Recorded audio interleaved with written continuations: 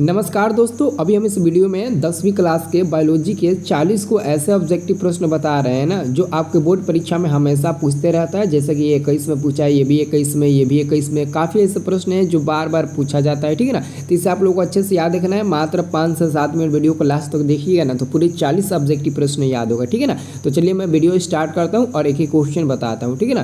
तो बाबू पहला number question है कि दांत की सबसे ऊपरी परत है। ये बोर्ड परीक्षा 21 में पूछा गया था और इसका नाम है इनामेल। आप लोग को याद रखना है, बी नंबर वाला सही उत्तर होगा। अगला क्वेश्चन आपका दूसरा नंबर कि मानव आहार नाल का सबसे लंबा भाग है। तो बाबू मानव आहार नाल का सबसे लंबा भाग होता है छोटी आंत। इसका भी आंसर बी नंबर होगा, इसे भी याद रखना है आप लोगों को। और तीसरा नंबर क्वेश्चन है न्यूक्लियस शब्द किनके द्वारा दी गई है। ये भी क्वेश्चन 2021 को बोर्ड परीक्षा में पूछा गया था। तो तीसरा का सही उत्तर होगा रॉबर्ट ब्राउन। ठीक है ना, याद रखना है। आपका तीसरा का उत्तर हो जाएगा ऑप्शन नंबर ए मिल जाएगा। अगला क्वेश्चन आपका है कि पौधे में भोजन किस रूप में जमा होता है। स्टार्च के रूप में। किसके रूप में जमा होता है? स्टार्च के रूप में। आपको याद रखना है, ये हमारा आंसर मिल जाएगा ऑप्शन नंबर सी। ठीक है ना। और अगला क्वेश्चन है पौधों और पशुओं की कोशिकाओं का वैज्ञानिक अध्ययन क्या कहलाता है।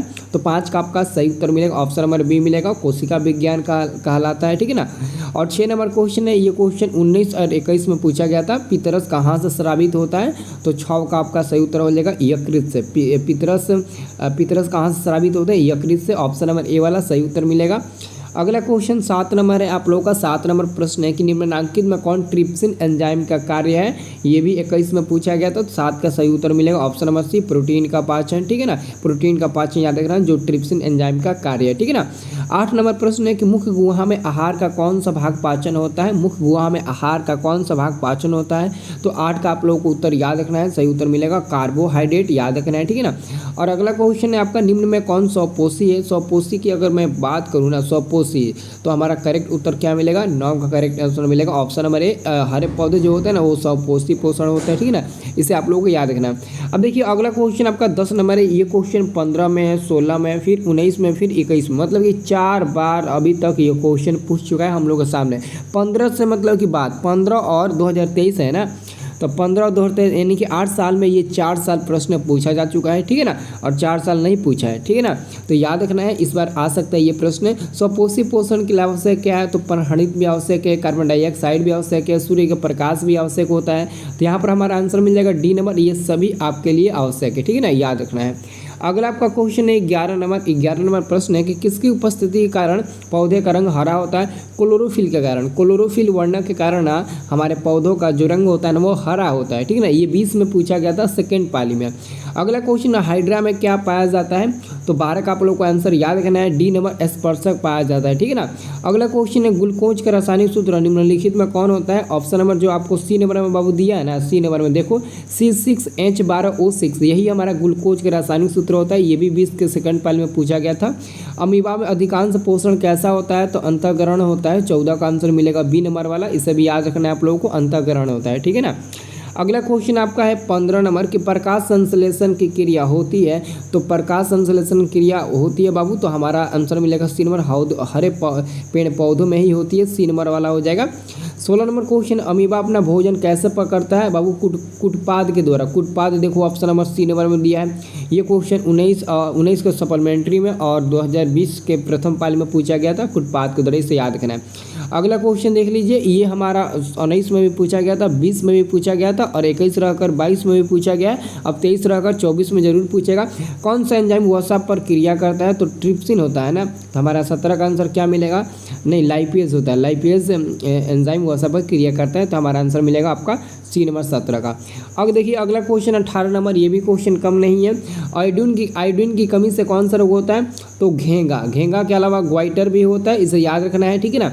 19 नंबर क्वेश्चन है कवक में पोषण की कौन सी विधि पाई जाती है। ये 14 में और 19 में पूछा गया, यानी कि 5 साल गैप देकर पूछा गया। 14 5 19, 19 5 24, 24 में फिक्स ये क्वेश्चन आएगा 19 नंबर वाला। ठीक है ना।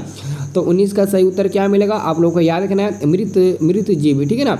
कवक में पोषण कौन सी जीवी है? मृत जीवी। दांतों को साफ करने के लिए दंतमंजन प्राय होता है। तो बाबू क्षारीय होता है ना, क्षारीय होता है ना। तो 19 का आंसर मिल जाएगा आपको ऑप्शन नंबर ए, क्षारीय होता है, इसे याद रखना है। ठीक है ना। अब देखिए अगला क्वेश्चन, इसका बाबू PDF हम टेलीग्राम पर शेयर करते हैं। ठीक है ना। तो टेलीग्राम आप लोग जरूर ज्वाइन करना, लिंक आपको डिस्क्रिप्शन बॉक्स में मिल जाएगा। ये सब PDF आंसर सहित हम आपको टेलीग्राम पर सेंड कर देंगे। ठीक है ना। निम्नलिखित में कौन एक उभयलिंगी जंतु है? तो बाबू केंचुआ हो जाएगा, केंचुआ एक आपका उभयलिंगी जंतु हो जाएगा। सभी हरे पौधे होते हैं, तो 22 का आप लोगों का करेक्ट उत्तर क्या मिलेगा? ऑप्शन नंबर ए हो जाएगा स्वपोषी। स्वपोषी पोषण में हरे पौधे आ जाएंगे, ठीक है ना। अगला क्वेश्चन है, मंड परीक्षण के लिए हरी पत्ती पर आयोडीन डालने से पहले पत्ती अल्कोहल में उबाला जाता है, क्योंकि तो आपका 23 का करेक्ट आंसर मिलेगा इनमें सभी के लिए। मंड को घोलने के लिए, पत्ती को मुलायम करने के लिए, क्लोरोफिल को घोलने के लिए। तो ये क्वेश्चन 2018 के सेकेंड पाली में पूछा गया था, ठीक है ना। अब देखिए अगला क्वेश्चन हमारा है 24 नंबर, स्लाइड को सर्वप्रथम कंपाउंड माइक्रोस्कोप से देखा जाता है। ये क्वेश्चन फिक्स है, इस बार आएगा, इसको याद रखना। 10x पर देखा जाता है बाबू, ठीक है ना। 10x पर जैसे कि आप अपने मोबाइल के कैमरे में ना देखेंगे ना जूम आउट करके, तो किसी में 5x तक दिया रहता है, किसी में 10x तक दिया रहता है। आप लोग देख लेना, एक बार मोबाइल को ओपन करके कैमरा में देख लेना, जूम करोगे ना तो ऐसे दिखाई देगा, ठीक है ना। अगला क्वेश्चन, एक वयस्क मनुष्य में कितने दांत विकसित होते हैं? ये 17 में और 22 में पूछा गया था। तो 32 को दांत विकसित होते हैं, मैक्सिमम 32, ठीक है ना। कुटपाद किस में पाया जाता है? तो अमीबा में पाया जाता है। यहाँ पर हमारा सी नंबर आंसर बनेगा, ठीक है ना। ये 16 में पूछा गया था, इसे याद रखना है, ठीक है ना। अगला क्वेश्चन है, क्लोरोफिल वर्णक का रंग होता है, जो क्लोरोफिल वर्णक होता है ना उसका रंग कैसा होता है? हरा होता है, ग्रीन कलर का। इसीलिए तो पेड़ के जो होते हैं ना पत्ते वो हरे होते हैं, ठीक है ना। अगला क्वेश्चन है, ग्वाइटर अथवा घेंगा पनपता है तो आयोडीन की कमी के कारण, यानी कि नमक की कमी के कारण ये रोग पनपते हैं। ये 15 में और 22 के सेकंड पाली में, 15 के सेकंड पाली में ये क्वेश्चन पूछा गया था आपके बोर्ड परीक्षा में, ठीक है ना। अगला क्वेश्चन है 29 नंबर, भोजन का पाचन किस प्रकार की अभिक्रिया है? तो संयोजन हो जाएगा, उपचयन होगा ना। तो हमारा आंसर क्या मिलेगा? सी नंबर मिलेगा ना 29 का सही उत्तर क्या मिलेगा? C number. यहाँ 14 के सेकंड पाली में, 22 के सेकंड पाली में पूछा गया था। प्रकाश संश्लेषण क्रिया में ऑक्सीजन बाहर निकालता है, तो जल से बाहर निकालता है ना। तो हमारा 30 का सही उत्तर क्या मिलेगा? ऑप्शन नंबर ए मिलेगा, जल का सूत्र होता है H2O। ये क्वेश्चन 13 में पूछा गया था। मैग्नीशियम पाया जाता है, तो आप लोगों को याद रखना है क्लोरोफिल में पाया जाता है, मैग्नीशियम क्लोरोफिल में ही पाया जाता है, ठीक है ना। और अगला क्वेश्चन आप लोगों को देखना है 32 नंबर। ये प्रश्न है कि प्रकृति में ऑक्सीजन का संतुलन कैसे बना रहता है? तो आप लोगों को याद रखना है प्रकृति में ऑक्सीजन का संतुलन प्रकाश संश्लेषण के द्वारा बना रहता है। जीवन की एक महत्वपूर्ण विशेषता क्या है? तो याद रखना है आप लोगों को, जीवन की एक महत्वपूर्ण विशेषता क्या होती है? वृद्धि एक जीवन की महत्वपूर्ण विशेषता होती है। ये क्वेश्चन आपके पूछा गया था 22 में, ठीक है ना। अगला क्वेश्चन है कि स्वपोषी पोषण होता है तो पौधों में होता है ना। तो यहाँ पर हमारा आंसर मिलेगा 34 का, ऑप्शन नंबर है। ये 22 के प्रथम पाली में पूछा गया था, ठीक है ना।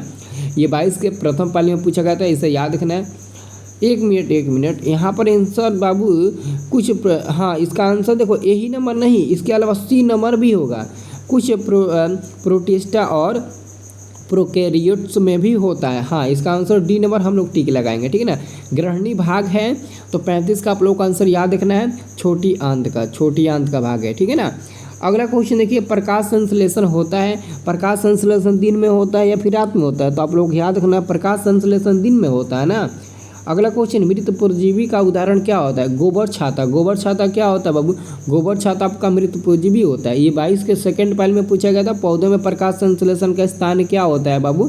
तो हमारा 38 का सही उत्तर मिल जाएगा। आप लोगों को याद रखना है बी नंबर वाला मिल जाएगा, क्लोरोप्लास्ट, ठीक है ना, जो पौधों में प्रकाश संश्लेषण का स्थान होता है। और अंतिम क्वेश्चन है परिशेषिका हिस्सा है, तो 39 का आंसर मिलेगा, ऑप्शन नंबर ए, आहार नाल का हिस्सा है, ठीक है ना। इसमें एक भी ऐसा प्रश्न नहीं था जो आपका फाइनल बोर्ड परीक्षा में नहीं पूछा गया था। और अगर मतलब कि यहाँ से क्वेश्चन पूछेगा तो इसी में से कोई मतलब कि इसी में से प्रश्न उठाएगा और उसको 2 बार रिपीट कर देगा। जैसे कि अभी मैंने दिखाया बहुत ऐसे प्रश्न आया जो 2 से 3 बार 4 बार रिपीट किया था, तो यहाँ से आपके परीक्षा में ये रिपीट कर देगा क्वेश्चन, ठीक है ना। तो इसे आप लोगों को याद रखना है, ठीक है ना, भूलना नहीं है, आप लोगों को याद रखना है इसे, ठीक है ना। अच्छे से याद कर लेना आप लोग, ठीक है ना। ओके।